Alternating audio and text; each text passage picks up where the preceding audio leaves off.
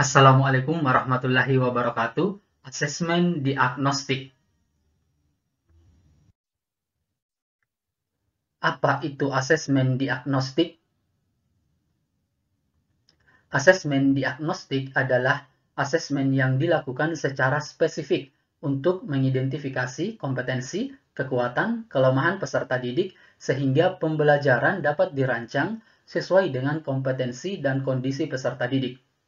Peserta didik yang perkembangan atau hasil belajarnya paling tertinggal berdasarkan hasil asesmen diagnostik diberikan pendampingan belajar secara afirmatif. Siapa yang bertanggung jawab melakukan asesmen diagnostik? Asesmen ini bukan hanya tanggung jawab guru BP atau wali kelas saja. Sejatinya, asesmen ini harus dilakukan oleh semua guru mata pelajaran juga. Kepala sekolah sebagai komando di sekolah memiliki tanggung jawab untuk memastikan asesmen ini dilakukan di semua kelas di minggu pertama dan secara berkala pada awal pembelajaran. Tujuan asesmen diagnostik secara umum sesuai namanya, asesmen diagnostik bertujuan untuk mendiagnosis kemampuan belajar siswa dan mengetahui kondisi awal peserta didik. Asesmen diagnostik terbagi menjadi dua, yaitu asesmen diagnostik non-kognitif dan asesmen diagnostik kognitif. Kita bahas yang pertama, yaitu asesmen diagnostik kognitif. Guru melakukan asesmen diagnosis kognitif untuk menyesuaikan tingkat pembelajaran dengan kemampuan siswa, bukan untuk mengejar target kurikulum.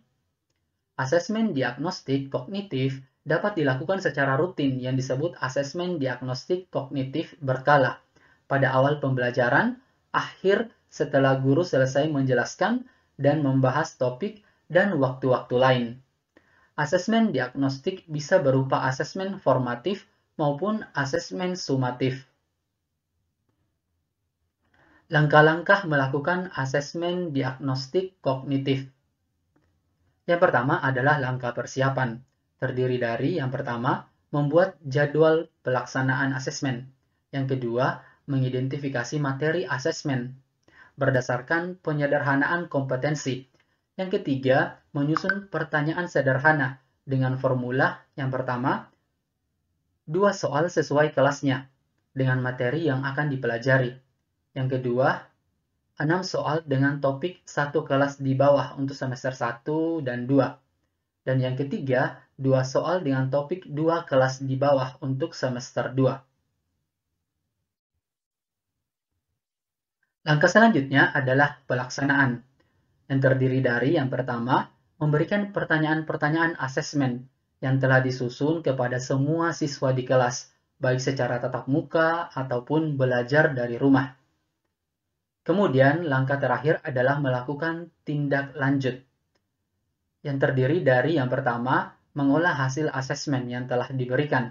Yang kedua, membagi siswa berdasarkan nilai ke dalam 3 kategori, yaitu paham utuh, paham sebagian, dan tidak paham. Yang ketiga, hitung rata-rata kelas. Jika siswa mendapatkan nilai rata-rata kelas, maka mereka akan mengikuti pembelajaran sesuai fasenya. Siswa yang mendapatkan nilai di bawah rata-rata akan mengikuti pembelajaran khusus atau pendampingan pada kompetensi yang belum terpenuhi, sedangkan siswa dengan nilai di atas rata-rata akan mengikuti pembelajaran dengan pengayaan. Yang keempat, melakukan penilaian pembelajaran topik yang sudah diajarkan sebelum memulai topik pembelajaran baru. Yang kelima, mengulang proses yang sama di setiap awal pembelajaran untuk melakukan adaptasi materi pembelajaran sesuai tingkat kemampuan siswa. Yang kedua adalah asesmen diagnostik non-kognitif. Asesmen ini di awal pembelajaran dilakukan untuk menggali hal-hal seperti yang pertama, mengetahui kesejahteraan psikologi dan sosial emosi siswa. Yang kedua, mengetahui aktivitas selama belajar di rumah. Yang ketiga, mengetahui kondisi keluarga siswa. Yang keempat, mengetahui latar belakang pergaulan siswa. Dan yang kelima, mengetahui gaya belajar, karakter, serta minat siswa. Langkah-langkah yang harus dilakukan. Yang pertama, melakukan persiapan, yaitu siapkan alat bantu berupa gambar-gambar yang mewakili emosi. Siapkan pertanyaan panduan, seperti apa yang sedang kamu rasakan saat ini, atau bagaimana perasaanmu saat belajar di rumah.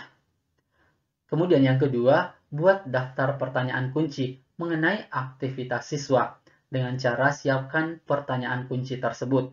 Misalkan, apa saja kegiatanmu selama belajar di rumah, apa hal yang paling menyenangkan dan tidak menyenangkan ketika belajar di rumah, dan apa harapanmu. Kegiatan yang kedua adalah pelaksanaan, meminta siswa mengekspresikan perasaannya selama belajar di rumah, serta menjelaskan aktivitasnya. Bentuk kegiatannya bisa dengan bercerita, menulis, atau dengan menggambar, sesuai dengan keinginan siswa. Tindakan yang ketiga adalah tindak lanjut. Yang pertama adalah identifikasi siswa dengan ekspresi emosi negatif dan ajak berdiskusi empat mata. Yang kedua, menentukan tindak lanjut dan mengomunikasikan dengan siswa serta orang tua bila diperlukan. Dan yang ketiga, ulangi pelaksanaan asesmen non-kognitif pada awal pembelajaran. Oke, cukup sekian pembahasannya. Terima kasih. Assalamualaikum warahmatullahi wabarakatuh.